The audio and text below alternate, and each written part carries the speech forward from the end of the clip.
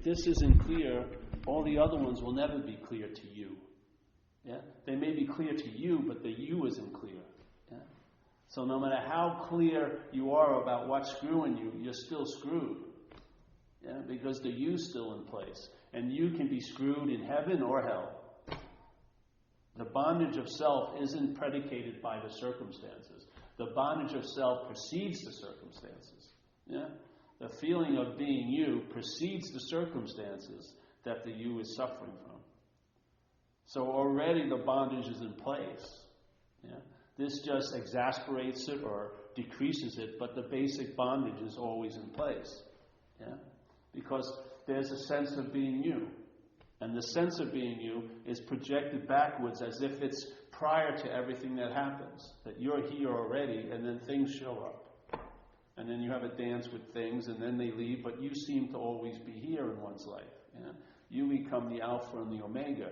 Well, that is because of the location of the body. That has nothing to do with the you. The you is like, I would say, the me. And it's just a mental abstraction, yeah, that finds like a perch to land on and to nest the body. Yeah? But it is not the body. Yeah? It's identified with the body. Yeah? The body is in itself, let's say, a you. It has its own functioning. It has its own effects and causes here. It has its destiny here. Yeah? And then there's the I that I would say is what reigns supreme, which is sort of like the open sky in relationship to all the clouds called our bodies. Yeah? All the yous appear like clouds in that open sky of I. Now, in that situation of the you, which seems to be manifesting, and there's events are occurring and deeds are being done, but there's no individual you doing it. An individual you would be me. Yeah? An individual you would be taken to be me. Yes? Me as a doer and a have. A Buddha said that, events are happening, deeds are done, but there's no individual doer thereof. Yeah? So here's this me, and it takes, really, if you watch it, it claims to have the qualities of the I, but through a body. So now, when the seeing is noted, there's a feeling that it's you seeing. You as a body, I'm seeing, yeah? It's like that's what happened when that guy Uncle Fred died for me when I was young. Didn't die for me, he just died, yeah? Died for me. Thank you, Uncle Fred. You died for me. But when I went by the casket and I looked in and I saw that body, I had a very strong hit. I was only 9 years old, but a very strong hit that wasn't Uncle Fred. Now what caused that? Where every time when I'd see him vertical and animated, it never came up. It only showed up when he was inert, and horizontal.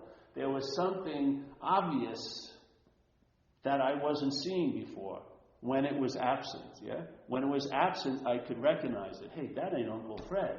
While it was present, I could call it Uncle Fred as a body, but when that energy left, wherever it did, then by its absence, I realized the body was not Uncle Fred, because there was the body, but really something was gone that I would say was more Uncle Fred than anything else, yeah? I don't say it goes anywhere, it's not animating the body, yeah? But the reason why, in hindsight, is because I was taking myself to be a body. So, of course, I projected this identity onto every other you. I thought you were the body, yeah? So instead of trying to get over everyone being a body, just get over this. See, if you start here, it will be impressed upon everything else, yeah? It's sort of like when Ramana says, instead of giving up your possessions, Ramana Maharshi, he says, why not just give up the possessor, you see? There's thousands of possessions that people can have and lose, but there's only one possessor, and it's not a you, it's me, yeah? Whatever you is sitting there, and that I has been co-opted and identified with the body you call it me, yeah? When you ask yourself, who am I, you say me. That's the mental processes, bastardization of what's happening here. The I and the you are wedded, and they turn into a me. And there's only one me, yeah, seemingly. Yes? Even though if you took a picture of 800 yous, it'd be very hard to find the me in it. There wouldn't be, there's one me. That's a very rare species. I see it. See the me? No, it would all look like yous. And if there was 8 billion of them, it would all look like yous. But every one of them, I would say, who knows? But most of them are probably sitting there, and in this incredible mental separation, they are separated from the yous because they're a me. Yes. This is called self-centeredness. The whole root of the system that seems to be driving us crazy. The whole root of it is exactly how the statement, how it's said, self-centered. Yeah? Now, to try to get out of the me is another form of being in me. Yes? Trying to learn about the me is trying to learn about a phantom. You might as well just realize it's a phantom and give up the pursuit of learning, because what it's all going to boil down to is it's a phantom. The more you learn about it, you realize there isn't anyone there. Yeah?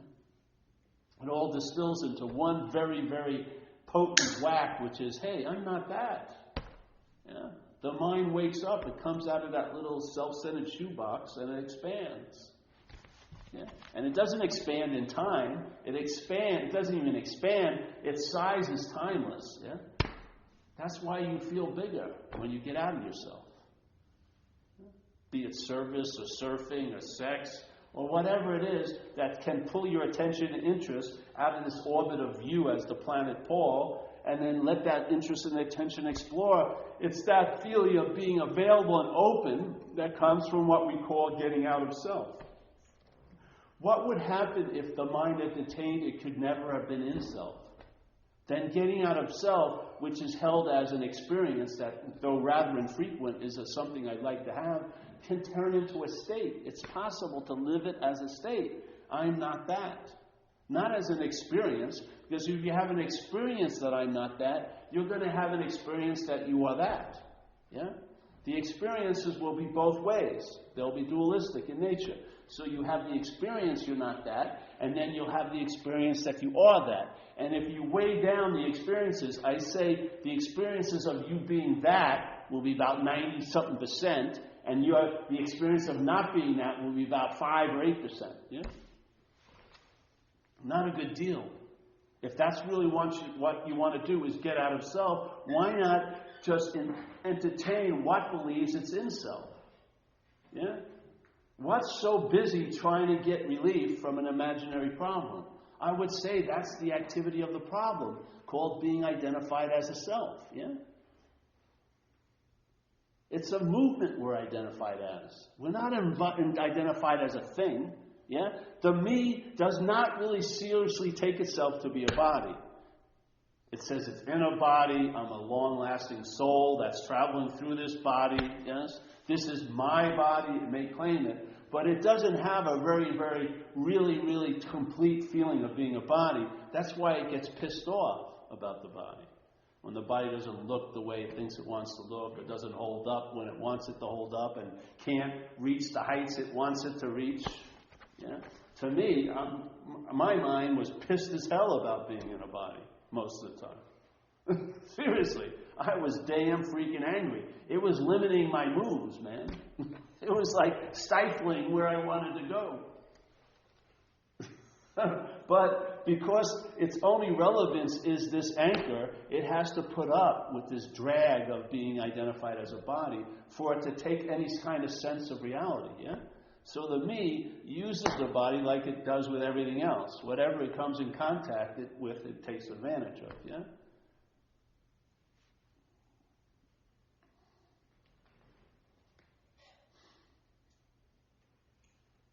See, if there was a sense of the you, even the you more than the me, you would have a lot more compassion to others.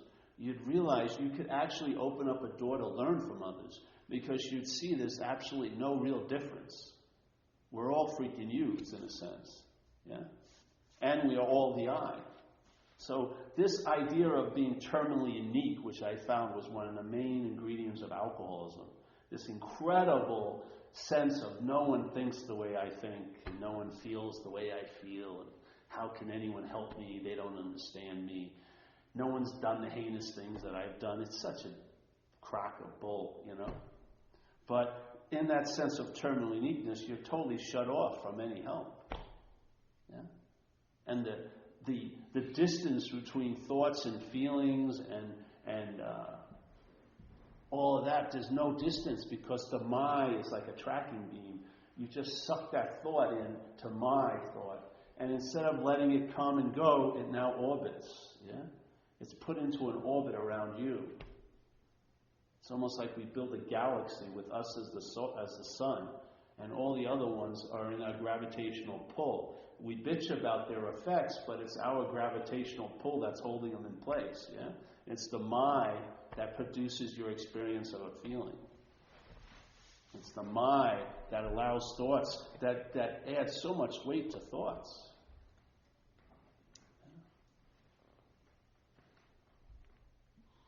If you had a thought go through the head and was held as a thought, it would come and go.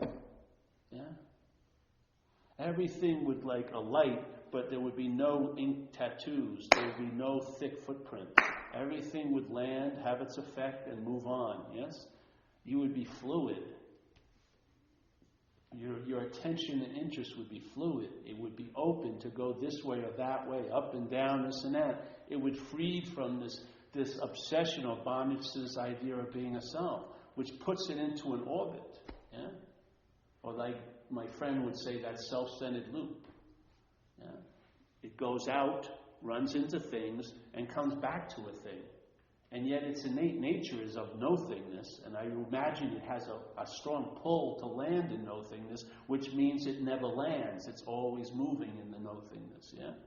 But instead, it's put into this like loop of slavery from thing to thing. Yeah? You becoming the central alpha and the omega thing called me, and then everything else happens, and it happens to you. Yeah? But it's not held as it's happening to you, it's held as it's happening to a me. Yeah.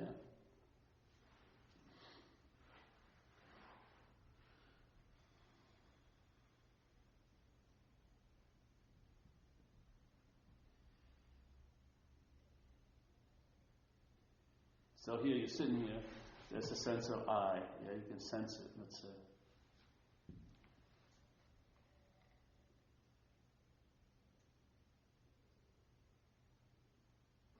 And there's no need for a me to attach itself to that. There's no need for the me to go, oh, I'm sensing this. Yeah? There can just be the awareness of it. Yeah? When the me tries to arise, the attention and interest becomes like a beam. It can't get distracted. Yeah? There's just the awareness of onness. The me wants to say I'm the one, but there's the immunity keeps it so down it can't build any momentum. It's sort of like that old story about the great martial art master in China. They were going to have this huge event where all the greatest martial artists would come and perform, and then the emperor and his crew would decide who was the greatest martial artist of all. So they had these people that could leap 40 feet and break things, and unbelievable feats, had giant rings of brass, 400 pounds each, and doing all this stuff, incredible feats. And then near the end of the whole display, after a couple of days, this old guy came out, and he had a bird in his hand, like a sparrow. And he just stood there in the middle of the whole area, and he just stood there for like 10 minutes. And the bird didn't move at all, so everyone thought, oh, he's just trained this bird. He's trained this sparrow.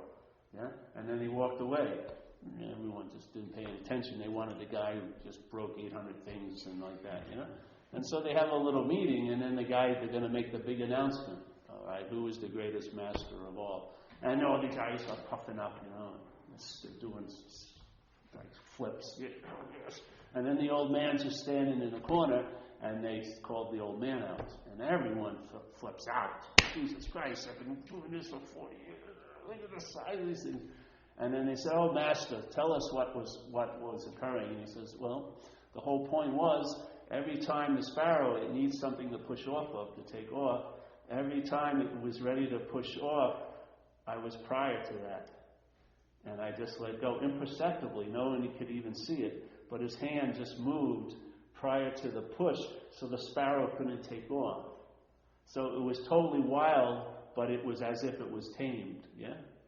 And that was the greatest feat. Yeah? That sense of priorness.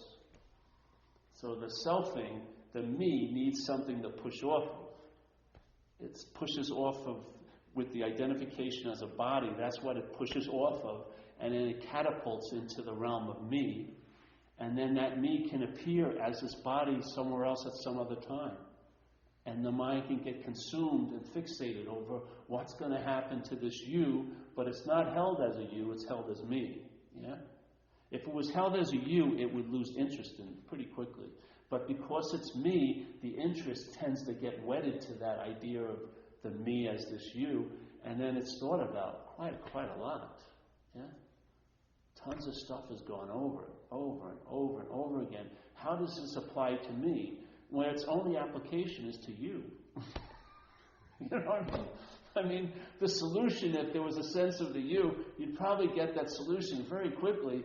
The other solution to the me is 50 years of study, because the me doesn't want a solution. Yeah?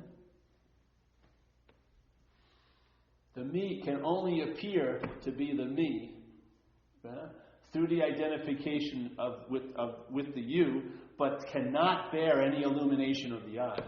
No fucking way. That's why the thought system is of time. So it doesn't have, in a sense, you can be here, which you are, all the time, and yet not notice it one bit.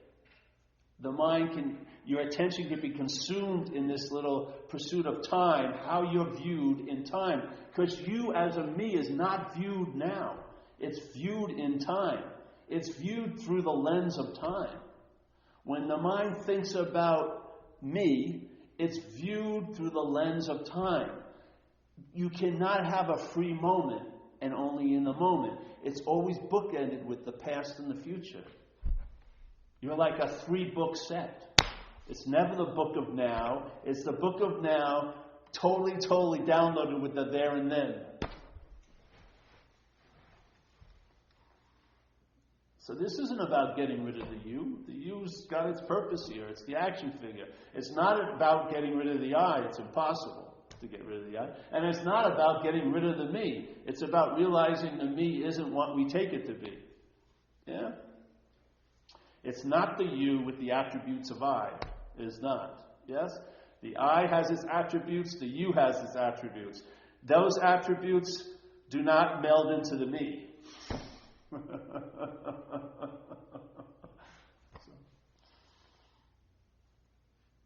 And you'll know it by its fruits. You'll know it by its absence, in a sense. When the selfing lifts, or the emphasis, when your attention and interest is freed sufficiently from that preoccupation, you'll know that preoccupation was the dilemma, in a sense. Yeah? You'll see it all in its absence. You'll see all of where it tends to be the cause of all these effects by their absence. You don't learn really while they're going on, but you really know what's, in a sense, like they say in A, what has defeated you by the solution.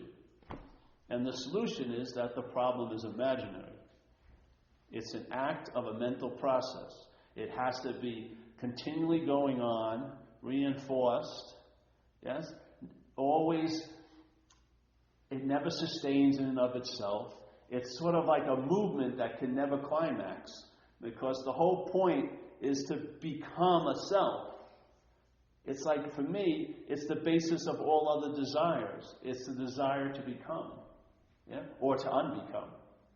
You have a lot of ideas about you as a me that you'd rather not be.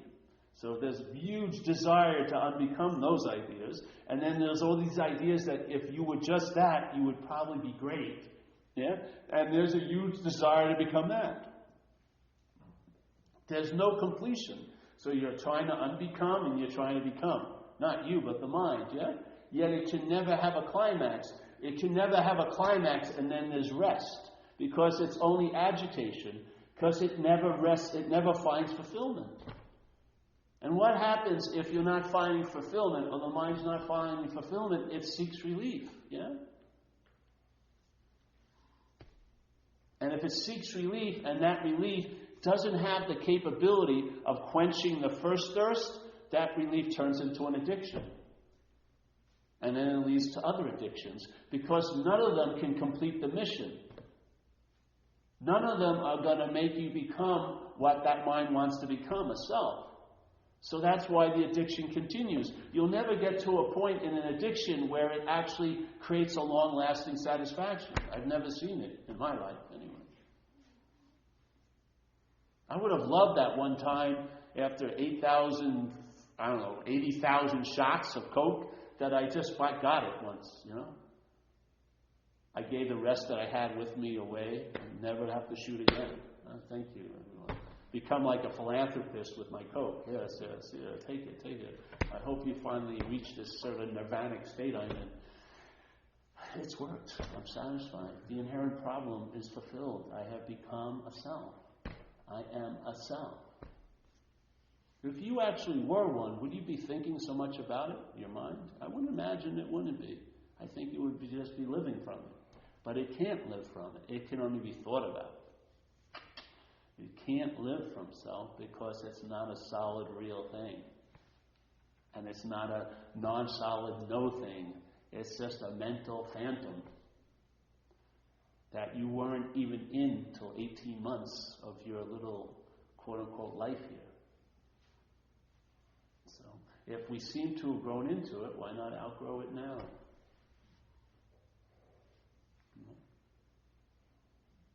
It had a perfect answer to that. Well, when you're identified as a self, you'll be thinking you're the one that's leaving the self. So wherever you go on your traipsing away from self, that's selfing. It's a foolproof system it has. It locks you. It's the only one lock, because it gets you, and then usually it's never questioned after that. Yeah. Now self thinks it's spiritual and like that. But if you could just question, and with that understanding, so self can't get out of self. So the important point is not to hear the message that you're a lion, but to see what's heard it. Yeah? Did sheep ears hear the message? Because if it does, it's going to be turned into, I can become like a lion. Now, maybe in a very gross way or a subtle way, but it's going to change the message.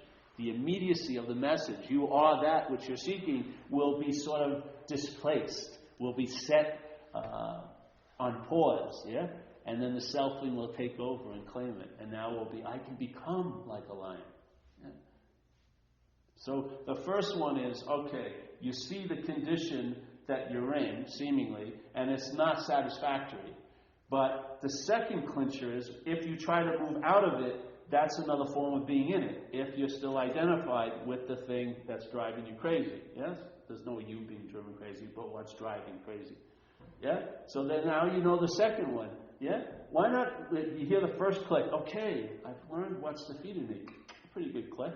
But the second click is a really nice one. Because that's like the double lock, is the second one. Once you realize that self can't get out of self, your approach may not be an approach anymore. You may see that there's nothing I need to do.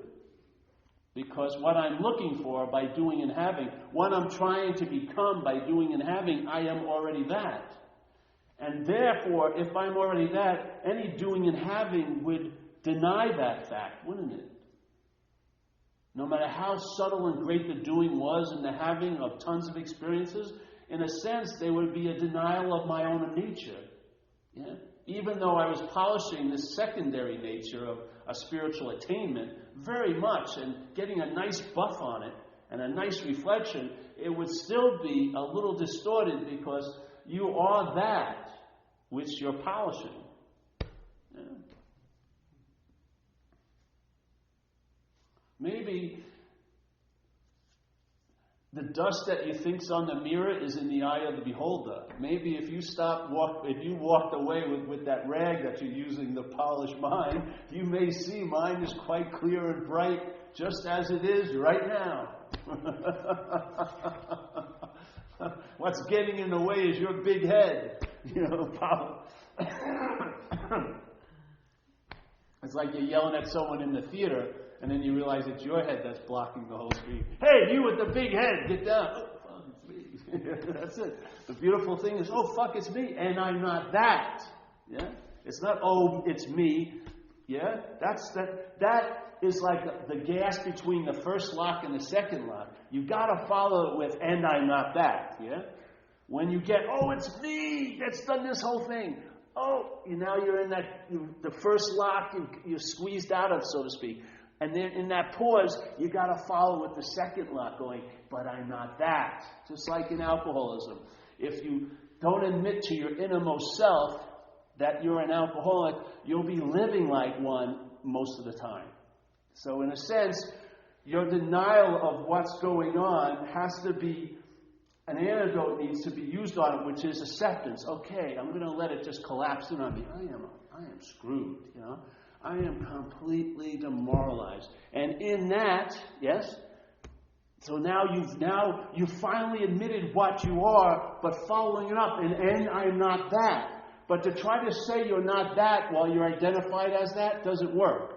You have to, let it hit, let it drop in, and all that stuff you've been trying to avoid and deny and disassociate from, you let it really hit in and take it totally to be yourself, and then you're not that. That's a different kind of denial. It's not a mental denial, which actually, what you're resisting persists. It's like a spiritual denial, which has an incredible effect. Yeah.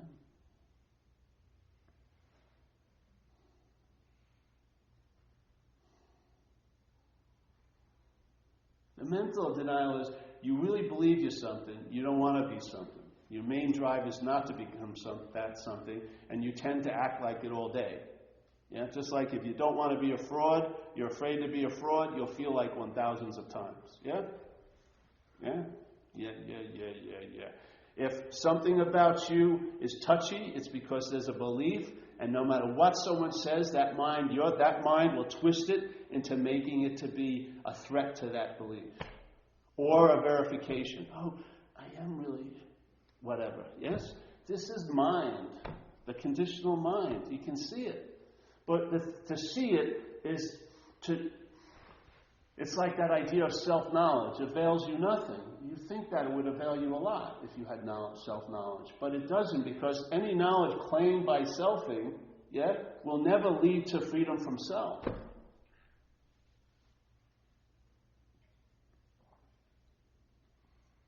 It's when knowledge, it's like Ramana Maharshi says, to know God is to be God. It's like that. It's a very incredible, different kind of knowledge where in my life to know something was to be the knower of it. Yeah?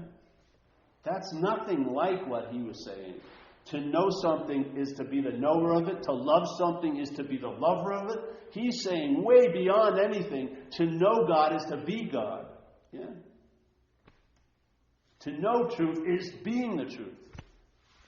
That's the form of knowledge concerning truth, is to be it. The form of knowledge concerning what you are is to be it. Not to know yourself really well, but to be it. Yeah? And the fact is, because you cannot be self. You can only be appearing to be self. Yes? But what you are, you can truly be, because you are that. Yeah? It's not a process to try to acquire or to come to the point where there's a completion. You are already inherently what you are. There's no need to do and have yourself into it. You are it. Yeah? So to know what you are is to be what you are. And if you want to call it the truth and make it something other than you, that's not the truth. To know the truth is to be the truth. To know peace is to be peace. To comprehend the word serenity is to be serenity. That's how you comprehend it. You totally go all around it. You realize it's not outside the circle of what you are. You are that. You are that aspect of what they call serenity. You are peace. You are all this. It's not a force outside of you that you have to jockey to get towards or get on its good side. It's inherently all of what you are. Just different aspects of it.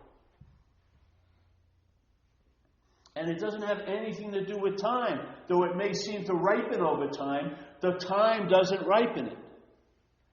The ripening is an appearance. Yes? The downloads are of timelessness. It's like to know God, and then it takes a lot of time to be God. No. That's not what he said. He said to know God is to be God. He didn't say to know God is to spend 8 lifetimes and then you'll finally be God. Yeah? First you got to start with I slightly know God. Then I think I'm getting to know him better. Now I'm getting intimate with God. Then I'm a lover of God. Then I'm hoping for union of God. And oops, I can't be God. Why? Because I'm already something else. Paul. This is so quicker. You're not Paul, so when you know God, that's being God. Because you're not something prior to being God called being Paul. The Paul, the middle man or woman, has been taken out. So to know is to be. Ding! And to be is to know.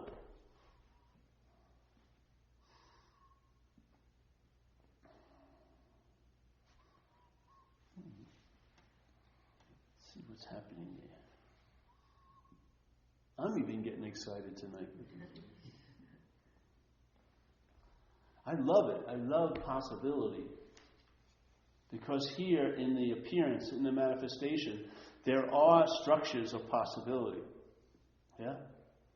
There are limitations as a figure, as an action figure. But in a sense, even though the mind will live in limitation, it's not of limitation. Yeah?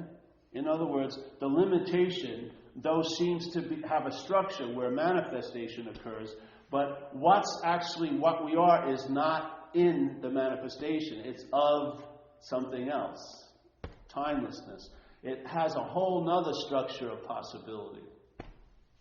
Yeah?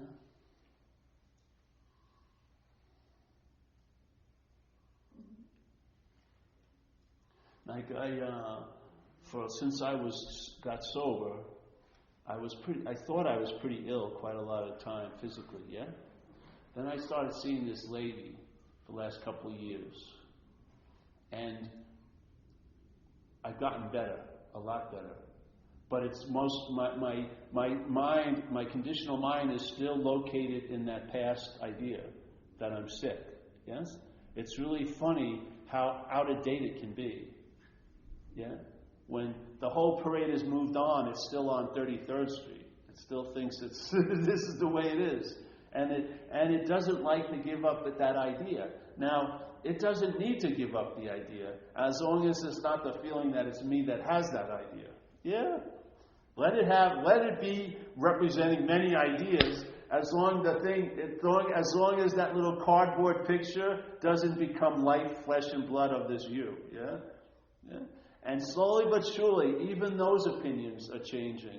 The mind's opinion about itself as a me related to a body has to change because things are looking different. I feel better.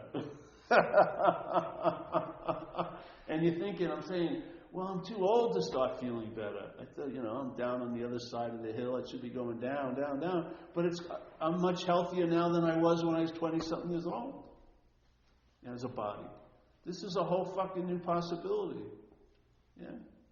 Now, my mind didn't entertain that. My conditional mind, what drove me to see that lady had nothing to do with Paul. Yeah. But what's happening is undermining that pretense of Paul. Some of its last, platforms it can stand on, which is the bad condition of the body to have its interest and attention in, is being removed. Yeah. It's like the son of me has no place to rest its head. It's going to become a vagabond. Yeah. So it's surprising. At any time, things can surprise the hell out of you. Yeah. Just like when people go into recovery, they used to say, write out the things you'd like to see in your life for your first year. And usually after a year they pull out that paper, they see they had shortchanged themselves dramatically. Yeah, because something else had a much bigger picture in mind. Yeah, the mind has accessed that little modality coming not from self-centeredness, and that little modality is just blowing the self-centered modality apart. The self-centered modality can't fit itself around anything and claim it quick enough. Yeah? The coincidences and the choreography just keep happening where the me is so out of step. It seems so ridiculous after a while. Yeah? Even listening to it as if it was a distant echo, it's coming out of a bygone era. It's so fucking old. Yeah?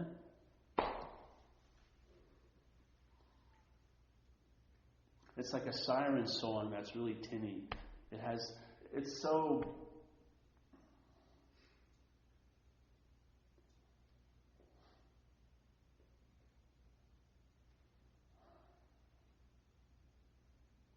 It doesn't come up with anything new. It just brings up the same old. Yeah? If you're not that, what the hell are you going to find yourself to be? Who knows, yeah?